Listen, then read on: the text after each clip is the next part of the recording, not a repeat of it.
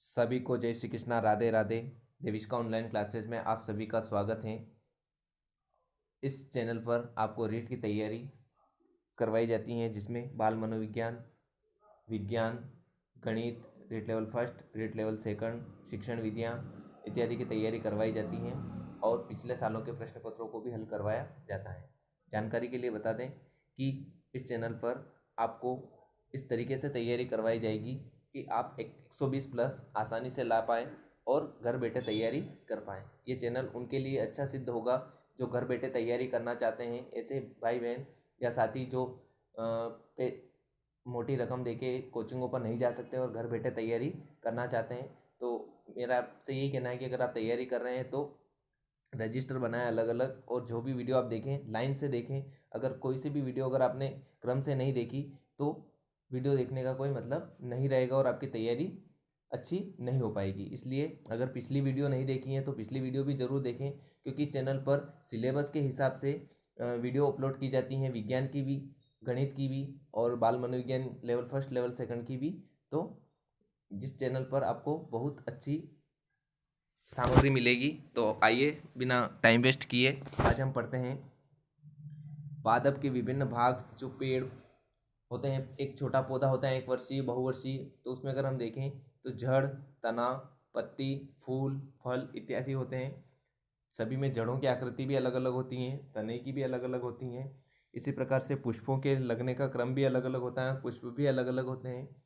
फलों की आकृति भी अलग अलग होती हैं, कलर भी अलग अलग होता है और उनमें जो बीज बनते हैं वो भी अलग अलग तरह के होते हैं। तो इन्हीं से संबंधित विभिन्न प्रकार के जो प्रश्न बनते हैं उनकी चर्चा आज हम इस वीडियो में करेंगे। तो बहुत अच्छी सार्थक सिद्ध होने वाली है ये वीडियो। पहले महत्वपूर्ण तथ्यों को देख लेते हैं। सबसे पहला लिखा है, जीव विज्ञान शब्द का सर्वप्रथम प्रयोग जो है वो किसने किया था? तो लेमार्क व ट्रेवी नेरस ने किया था 1801 में। दूसरा तथ्य है कि वनस्पति विज्ञान का जो पिता है वो थियोफ्रेस्टस को कहा जाता है और उन्होंने अपनी पहली पुस्तक हिस्टोरिया प्लांटेरम में 550 से भी ज़्यादा किस्मों के पौधों का वर्णन किया था। तो ये ध्यान में रखें। फिर नेक्स्ट तथ्य देखें हम, जंतु विज्ञान का जो जनक है वो अरस्तु को कहा जाता है। उन्होंने अपनी जो पुस्तक है हिस्टोरिया प्लांटेरम, उसमें जंतुओं का वर्णन किया है। और वर्गीकरण का जो पिता है वो केरोलस लीनियस को कहा जाता है। उन्होंने जो अपनी 5 पुस्तकें हैं, genera plantarum, system नेचुरी, classes plantarum और फिलासोफिया बोटेनिका में जीवधारियों के वर्गीकरण पर प्रकाश डाला है। नेक्स्ट हम देखें तथ्य, तो 5 जगत वर्गीकरण किसने दिया? तो ये भी इंपॉर्टेंट बात है कि 5 जगत प्रणाली वर्गीकरण जो है वो R.H. विटेकर ने दिया। 5 कौन कौन से हैं? मोनेरा, प्रोटिस्टा, पादप, कवक और एनिमेलिया।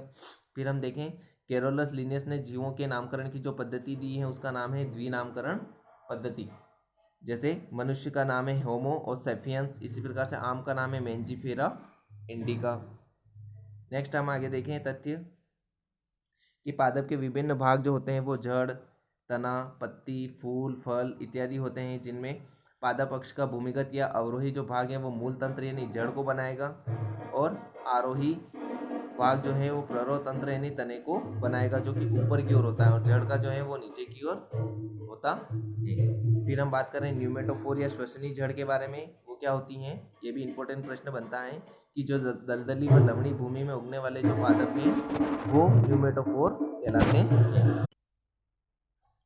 नेक्स्ट हम देखें, पादपों के विभिन्न भाग जो हैं, ये हो चुका है। जड़ या मूल के मुख्य जो भाग हैं वो कौन कौन से हैं?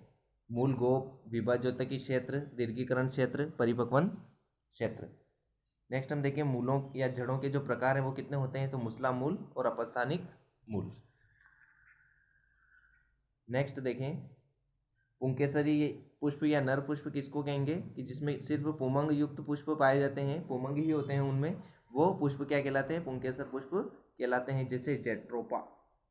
फिर देखें, स्त्री केसरी या मादा पुष्प, जिन पुष्पों में सिर्फ क्या पाया जाता है? जायांग पाए जाते हैं, उन्हें स्त्री केसरी पुष्प कहते हैं, वो भी जेट्रोपा वाले में। उसमें नर पुष्प अलग होता है और मादा पुष्प अलग होता है।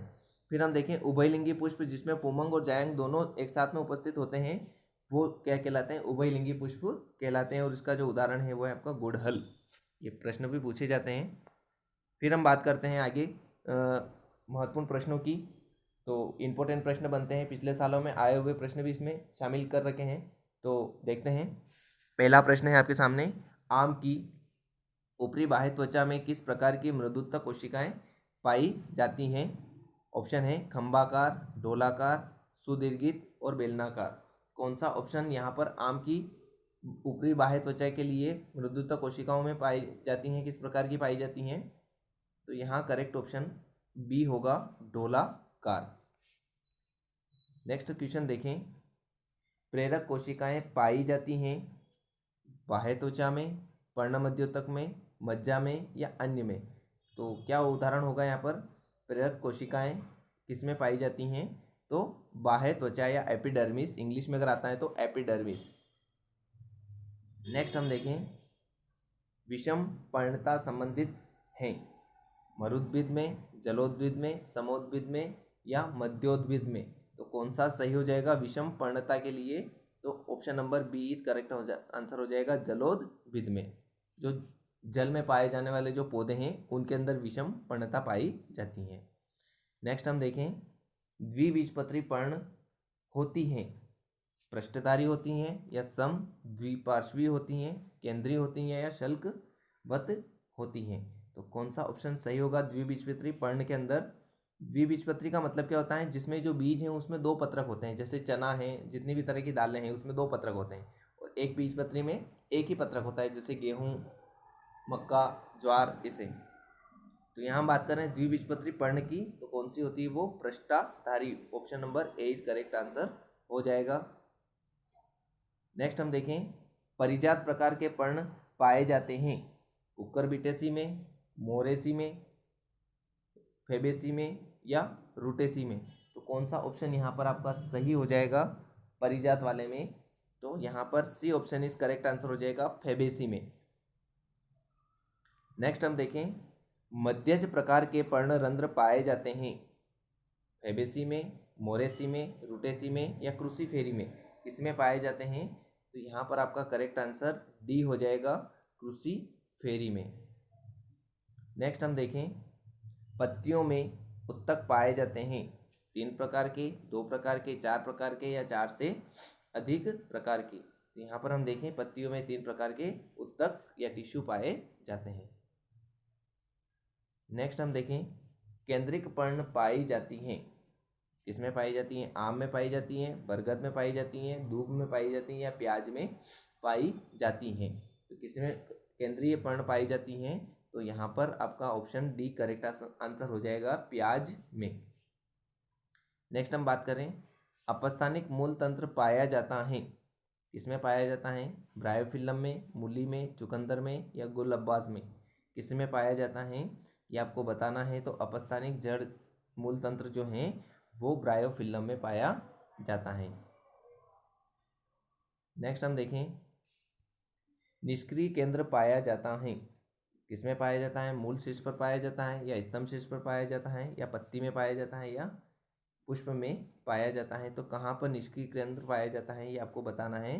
तो मूल शीर्ष पर पाया जाता है, मतलब जो जड़ है उस जड़ के एंड में, एंड वाला जो शीर्ष भाग है वहाँ पर पाया जाता है जमीन के अंदर। नेक्स्ट हम देखें, राइजोपोरा उदाहरण है किसका? उदाहरण है आरोही जड़ का या श्वसन जड़ का, अधिपादप जड़ का या अवस्तंभ जड़ का? किसका उदाहरण है राइजोपोरा ये आपको बताना है। तो ये श्वसन मूल का उदाहरण है। नेक्स्ट हम बात करेंगे, गन्ना में पाया जाता है कौन सी जड़ पाई जाती हैं? स्वांगीकारी जड़ पाई जाती हैं, आरोही जड़ पाई जाती हैं या अवस्तंभ जड़ पाई जाती हैं, श्वसन जड़ पाई जाती हैं? तो गन्ने में कौन सी जड़ पाई जाती हैं? तो यहाँ पर आपकी जो है अवस्तंभ जड़ पाई जाती हैं। नेक्स्ट हम देखें,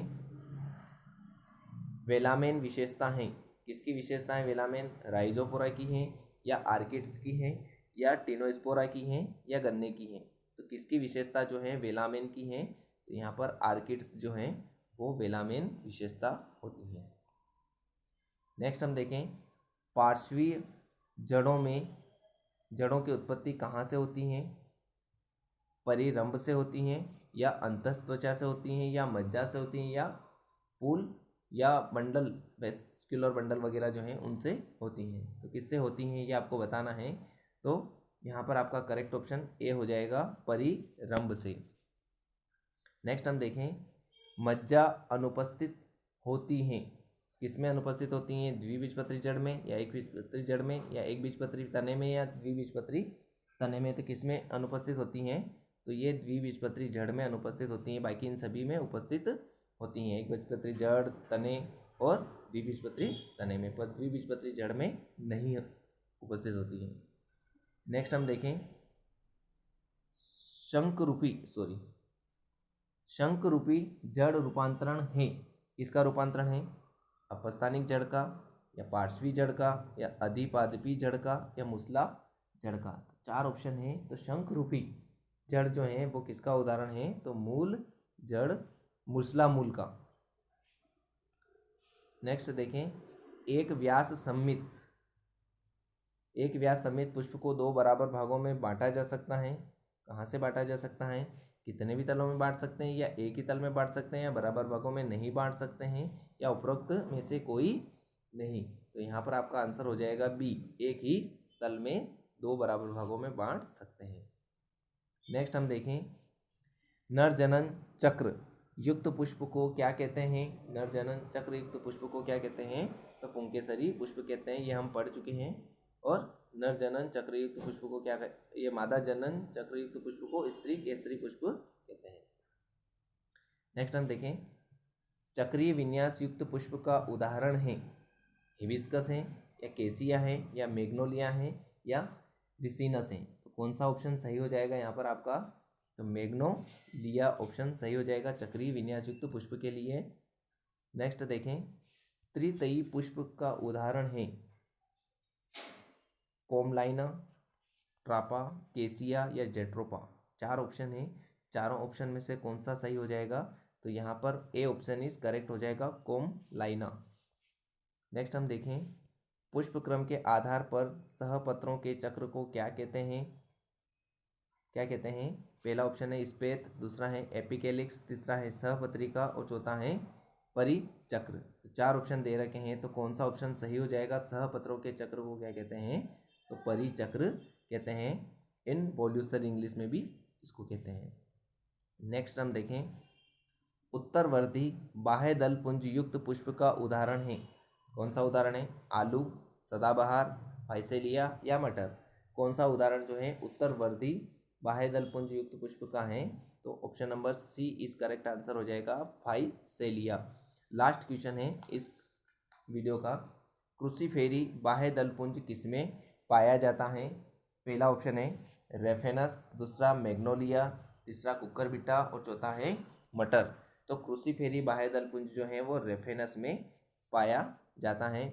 नेक्स्ट वीडियो में हम इसी टॉपिक के प्रश्नों की चर्चा करेंगे, और इससे आगे भी जो सिलेबस के अकॉर्डिंग जो टॉपिक आ रहे हैं उनको पहले महत्वपूर्ण तथ्यों के आधार पर समझेंगे, उसके बाद फिर इनके ऑब्जेक्टिव क्वेश्चन जो पिछले सालों में आए हुए हैं और जो महत्वपूर्ण क्वेश्चन बनते हैं, बहुत सारी बुकों का कलेक्शन करके आपके सामने क्वेश्चन प्रस्तुत किए जा रहे हैं, ताकि आपकी तैयारी बेहतर हो सके और आप एग्ज़ाम में अपनी अच्छी तैयारी के साथ में जा पाएँ और सिलेक्शन ले पाएँ।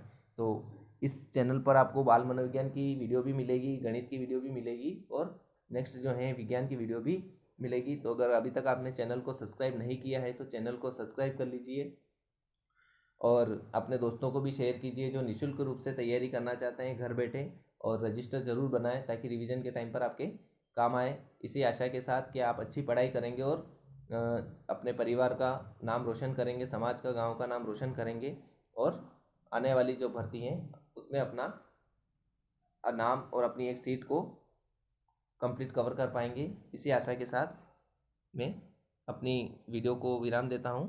जय हिंद, जय भारत।